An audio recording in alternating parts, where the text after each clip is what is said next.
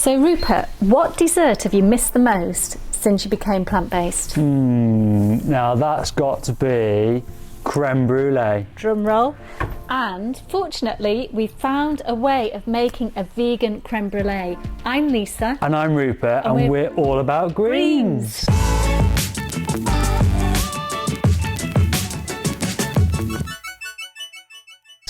That's right. So welcome to our YouTube channel. Like, share, subscribe, hit the notification bell, do all that stuff. As anything else that you can think of. And we're going to be just bringing you so much fantastic content. And today we're going to be making vegan crème brûlée. So you guys who follow us on Instagram have actually picked this recipe for us to trial as our first one on YouTube. And it's super simple, isn't it? Really simple. It's a classic French dessert, which is usually a burnt cream or baked custard. That's right. So it is basically we're thickening a liquid with some corn flour. It's that simple. We're using coconut cream or coconut milk and almond milk as the liquid, but you could substitute that out for 100% plant cream. That would be absolutely fine, but you want that fat in there, and we're getting that from the coconut milk, a little bit healthier. So we've got some sugar for sweetness. We've got almond milk, which I've split into two here.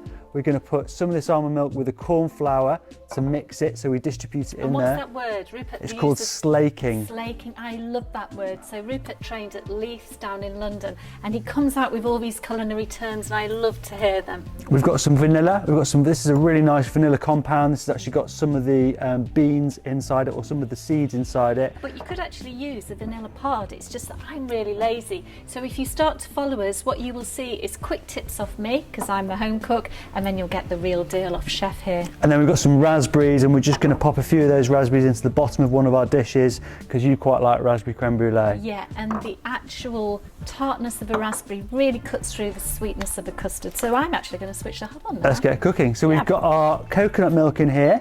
So we're just going to bring that up to temperature. We're going to add the majority of our almond milk straight into that. So what you will find, and I'm sure most of you have cooked with coconut milk, is that when you open a tin, you get a lot of solid at the top and then a little bit of water. If you can get one with a higher coconut solid, so what's this one, Rupert? So this one is, and you can look straight on the back and it'll be the number one thing that's listed in the ingredients. This one is 76%, and that's really high. You often see some quite expensive, high quality coconut milks, and they've got quite low coconut content in there. So it's that coconut extract, nice and high. We're looking for a high percentage. Anything over 60 is really good. This is actually from Aldi. And we quite often find if we go into an Aldi or a Lidl, the coconut milk in there has got that higher content.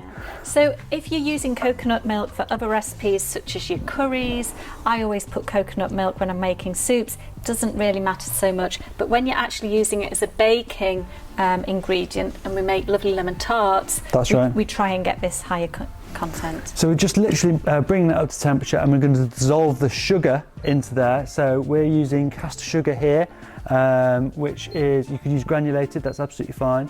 And the recipe is in the description below. So we've got all the quantities in there. Now this is a brand new hob that I'm using. We're very lucky, we've got Fisher and Paykel to supply us with this, but I'm actually learning how to use it today. So if I keep looking down, I'm just making sure the temperature's right. That's right. So we're also going to put into there our vanilla bean paste. We've got a teaspoon of that going in. Shall we put another one in, Chef? Do you want two in there, I think so, yeah. Okie dokie. Now what you can do, and I've not brought this today, is you can add a little bit of turmeric in. I like to get all sorts of different sneaky super healthy foods in, and what the turmeric will do will give it a slight yellowness which looks a bit eggier as well, but we haven't done this today, we've just gone classic coconut. Yeah, you don't get the turmeric flavour, which is great, because I mean I don't love that in a sweet dessert, but you do get that colour, and it gives it that feeling of that egginess. And also there's lots of different flavours you can do with crème brûlées as well, so we've gone for the classic vanilla, but you tell me about some others that you've done. Oh gosh, where do you start? So you can get a bit of alcohol in there. So you get a Bailey's crème brûlée has been quite trendy. Tonka bean, which is quite a quirky one. It's got a vanilla-y flavour. What's one of my favourite flavours? I don't know, what is one of your favourite flavours? Well, I love rose. Oh yeah, so you can use orange scented, rose scented. You could use rose water, orange water.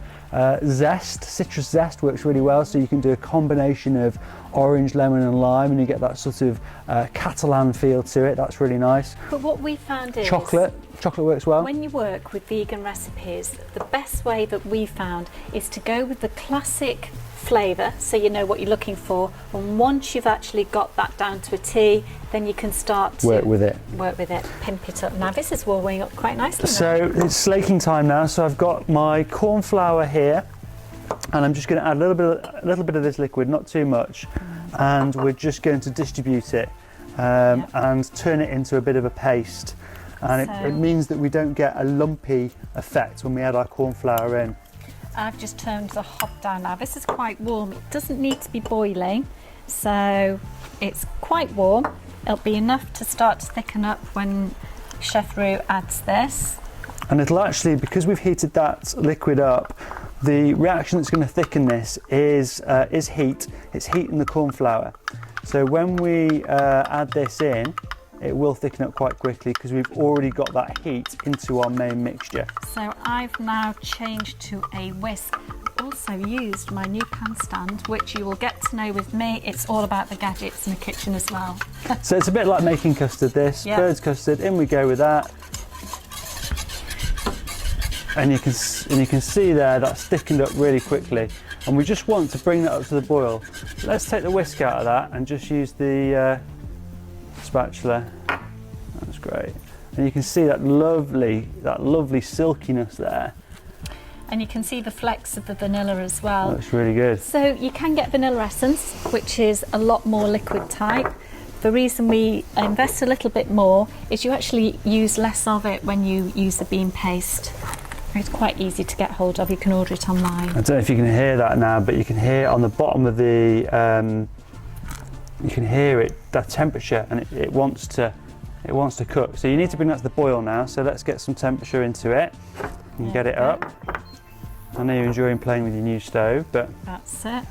Nearly as much as admiring my new pan stand, to be honest with you. You and your kitchen gadgets. I don't know. I know. Kitchen gadgets and recipe books. There's always one coming in the post. Yeah. Or when you go out. So that's up to the boil now. So that's ready to go, isn't it? So we can remove this from a heat. So can you see that there? There's not any danger of splitting, which is when you make this the traditional way with cream and eggs can often happen, isn't it? Yeah, it's very much a temperature thing. So if you've got eggs in there and you take it too hot, it's going to split. Okay, so that looks good. So let's pour that in now. Now talk us through the classic way of baking these in the oven. Well, if you were cooking classic one with eggs, you might use a bain-marie. And a bain-marie is basically a water bath in which it means that you regulate the temperature of whatever you're cooking, and it cooks more gently. So you would always do that when you're cooking like an egg dish and baking it in the oven. But because we're relying on setting here rather than baking, we don't need to do that. No. So this is really easy because you don't even have to switch the oven on. We're going to let these set, we're going to put them in the fridge, and then we're going to do the lovely crispy topping. That's right, so these will take about an hour or so to set in the fridge, and then we will enjoy them.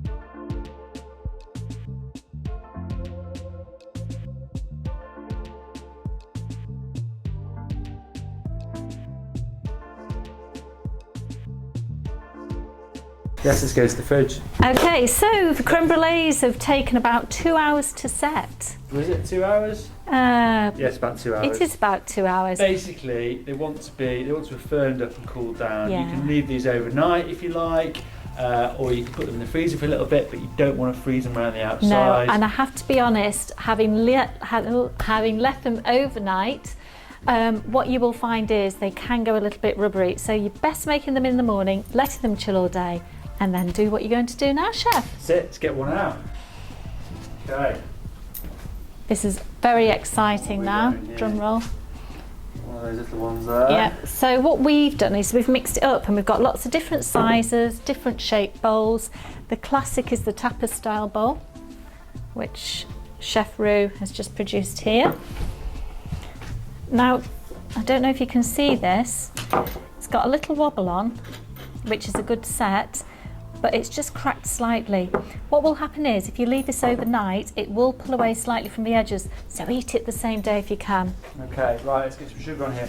Now, I normally prefer to use Demerara sugar because it's got slightly bigger sugar crystals which melt more evenly and you get a more even crust. But it's not an issue if you've just got caster sugar, that's fine. So what we want to do is we want to just evenly distribute this, no big lumps like I've got there, evenly distribute this over the top. You don't want it to be too thick in any places because what you end up with... Let's move this out of the way. Oh. What you'll end up with is a dark caramel bit and a raw sugar underneath that hasn't melted. So it's quite important that you get that quite nice and even. Let's get this one on here as well. So with the Demerara, what's the difference with that? Apart from colour, is it the taste or? It's the size of the sugar crystal. So the sugar crystals are bigger. So when you blowtorch them, they melt more evenly, and because they're bigger, you can distribute them over the surface more evenly. Rather than a fine caster sugar. Rather than fine caster sugar, yeah, and you get a much better result. So there's about half a tablespoon going on the small ones, about a whole tablespoon on the little ones. And all you really need to do is just make sure it's covered. Yeah, that's right. Okay. Make sure you've not got too many lumps in there. And that's looking great.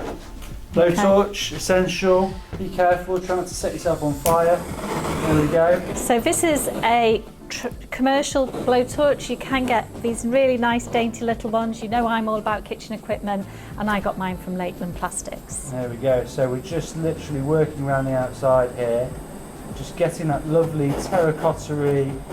And you can, if you like it a little bit bitter, you can take it a bit darker. And if you like it a little bit on the sweeter side, then don't caramelise it quite so much. So you're not holding the blowtorch directly over it there, are you? You're going in at an angle. That's right, yeah, absolutely. And if it starts to bubble up from underneath, we're getting a little bit hot, so come away from it. So that's the reason that you're going in from the side rather than over top? It's just so I can see where I'm going, really. Yeah, okay. Now if you serve this to friends or family for a supper, for a dinner party, or you just wanted to make it for a Saturday night date night, for instance, no one would know the difference with this.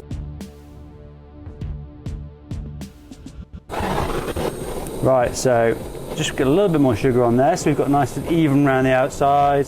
It's the best bit of sugar, isn't it? Best bit of sugar, yeah. It's that crack That's when you're it. tapping it. And you want a really nice glassy, smooth finish to it. Nice even colour all over. So how do you stop yourself actually starting to melt? The custard How do you stop underneath. yourself starting to melt? The custard If you put underneath. yourself in the fridge for a bit and then... So it will naturally do that. We're putting a lot of heat onto the top of this. Yeah. So once we've... but remember, the rest of the dish is cold. So once we've got the caramel on and we've got the colour on there, what we normally do in the restaurants is we put it back into the fridge just for a couple of minutes to let that top layer... Can you hear that? Yeah, sounds good. Just let that top layer cool down again.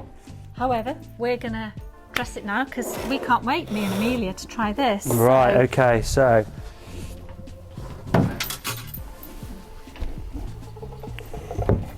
Let's get these out. there's some raspberries. You could actually use strawberries or anything, couldn't you? Yeah. I quite like oranges. This one's in it. got some raspberries in it already. So the Spanish version of this is Crema Catalana. So that really lends itself to Seville oranges, anything like that. Really nice. These raspberries are delicious as well. Okay, Top of the range. there we go. I'm not going to put one on that one because it's got some in. Okay, so there we have our delicious creme brulee. So we're going to cut into one of these now. Let's hear the crack. So we're looking for that lovely crack on top. Can you hear that? Yeah. It actually doesn't look like it had firmed up that much, but no, There we go. So look in there. That's delicious. Let's have a little. Got a nice set on that. Nice custardy feel to it. Are you ready? Mmm. Mmm. Oh yeah. I don't think Amelia, who's See you looking later. after our filming, will want any of this. So, what do we need to do on our YouTube channel? We need to like, eat some more creme brulees, share, the creme comment, brulees. and subscribe. Hit the little notification bell if you'd like to see more delicious recipes from me and from Lisa. Thanks for tuning in.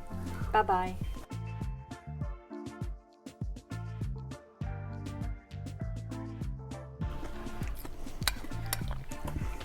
Is that good?